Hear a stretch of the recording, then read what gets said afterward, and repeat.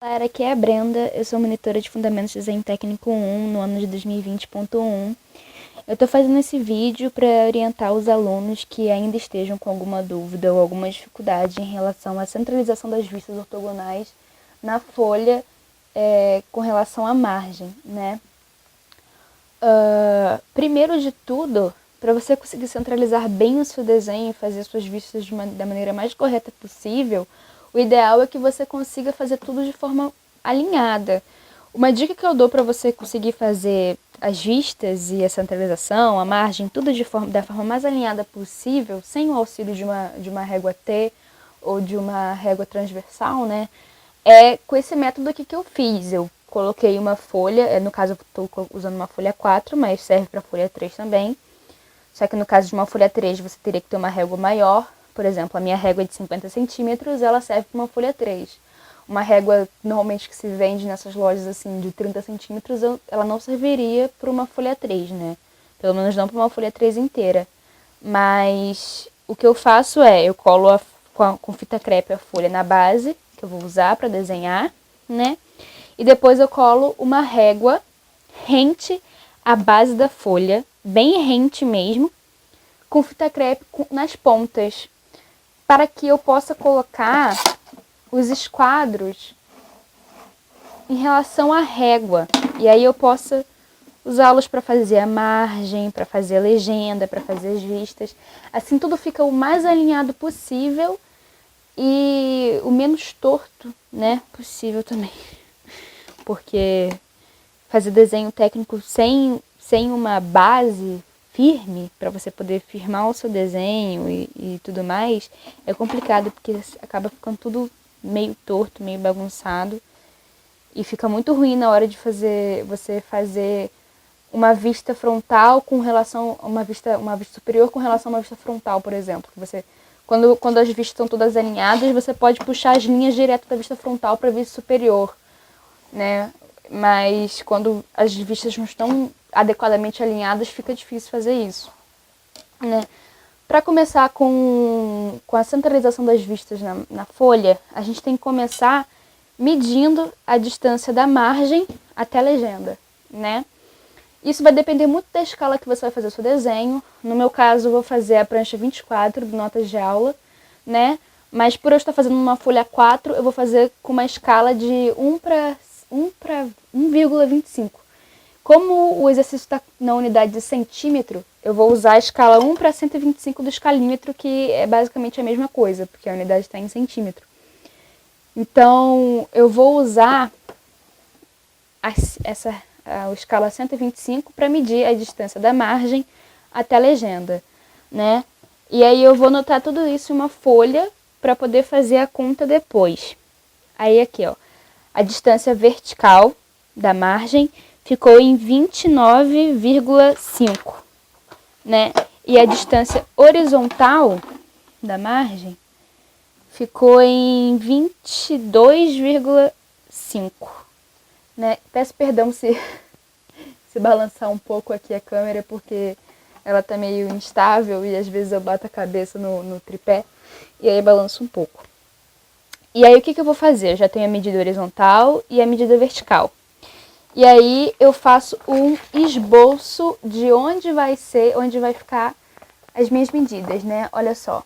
Eu botei as principais informações, terceiro diedro, o que vai me dar direcionamento das minhas vistas. Botei a escala, né, para me lembrar com qual escala eu tenho que medir. E aí eu botei a medida da altura e da largura das minhas vistas, né? No caso, essa peça que eu vou fazer, ela tem 10 centímetros de largura e 5,5 de altura, né, na vista frontal. Já na vista lateral direita tem 5 centímetros de largura, 5,5 de altura. E na vista superior ela tem 5 centímetros de altura e 10 de largura, como na vista frontal também. E aí, quando eu coloco a largura e a altura, eu tenho que escolher um espaçamento que vai ficar a minha escolha, né? O espaçamento que eu escolhi foi de 3 centímetros em relação à peça. O espaçamento que eu escolho na direção horizontal tem que ser o mesmo espaçamento na direção vertical. Depois que eu escolho esse espaçamento, a única coisa que eu preciso fazer é somar essas medidas. 10 mais 3 mais 5, 18. Então, a medida horizontal total das minhas vistas é 18. Então, o que eu vou fazer? Eu vou pegar a medida que eu tenho da margem horizontal, que foi 22,5, vou subtrair 18 e depois eu vou dividir para 2, né? Que vai ser um espaçamento. No caso, eu fiz essa conta aqui, ó. No horizontal ficou 22,5 menos 18 igual a 4,5. Dividido para 2, 2,5. O que significa que a distância daqui até aqui e daqui até aqui tem que ser 2,5. E você repete o mesmo processo no vertical, né? Vertical, 29,5 menos 13,5 igual a 16 dividido para 2 igual a 8. Então, a distância daqui vai ser 8. Eu não vou fazer as vistas completas com todas as linhas, eu vou fazer só as hastes de contorno, né? Para o vídeo não ficar muito longo. Então, eu vou começar agora a fazer a minha centralização. Distância vertical. Eu faço essa centralização com bem mais fraquinha, porque a gente vai ter que apagar tudo depois. Eu primeiro faço um quadradão e depois eu faço quadradinhos menores dentro desse quadradão e apago tudo depois. Então, o que eu indico para vocês, normalmente os professores indicam a galera usar grafite H, né? Porque grafite H é mais claro, né? Só que o grafite H, ele é mais duro. Então, se você tiver uma mão mais pesada, tem mais facilidade dele marcar a folha. E mesmo se você apagar, o grafite sai, mas a marca na folha não. Por isso eu costumo indicar pra galera que eles usem grafite HB ou B. No meu caso, eu prefiro usar B. Tem a chance de manchar mais a folha, mas apaga com muito mais facilidade. Principalmente com essa borracha aqui, que é borracha de polímera, sei lá, não sei o nome dessa borracha. Mas ela apaga grafite B, assim, que é uma beleza, ela apaga muito bem. Então, eu normalmente uso para as linhas tracejadas e as linhas traço-ponto um grafite 2B e uso para as arestas contínuas largas, né, um grafite 6B, 4B, com uma mão mais pesada, né. Eu também uso lapiseiras, o que ajuda a facilitar a diferenciação, né, de uma linha larga para uma linha fina, que eu uso um 0,5 para as tracejadas e para as traço-ponto, e para as linhas contínuas eu uso uma 0,7. Mas não tem necessidade disso, você pode usar a mesma lapiseira para ambas as linhas, é só questão de maneirar na mão e, se possível, mudar o grafite, né, para facilitar. Se você preferir um H que é mais duro, use um H, ou se preferir um B ou um HB, né, use um B ou um HB. Vou começar aqui, falei demais já. 8.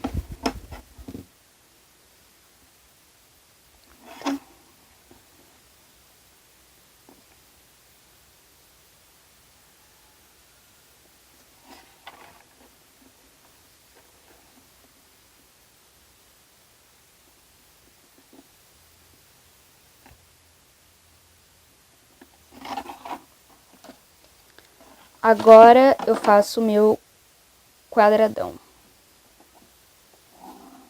Bem clarinho, para poder apagar depois. Eu não sei se vocês perceberam, mas como eu tô com a base da régua, é muito mais fácil para mim fazer essas linhas. Porque eu já tenho uma base fixa.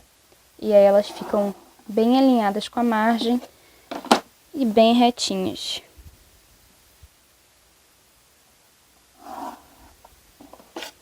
Pronto. Não sei se vocês estão conseguindo enxergar, espero que sim. Eu já tenho o meu quadradão.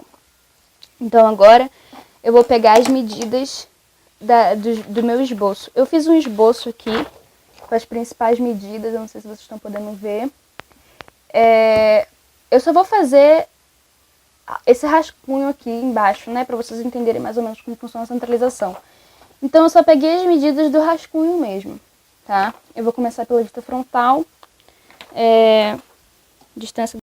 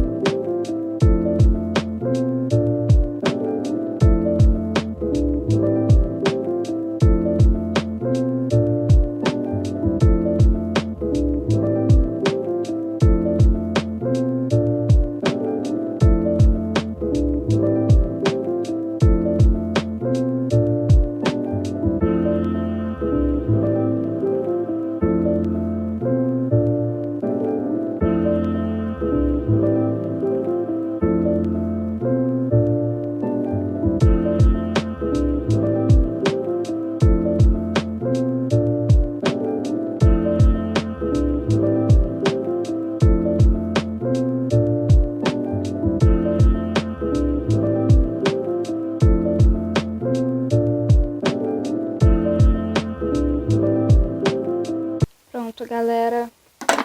Todas as vistas agora estão com as suas arestas externas feitas e totalmente centralizadas e alinhadas com a margem e com a folha.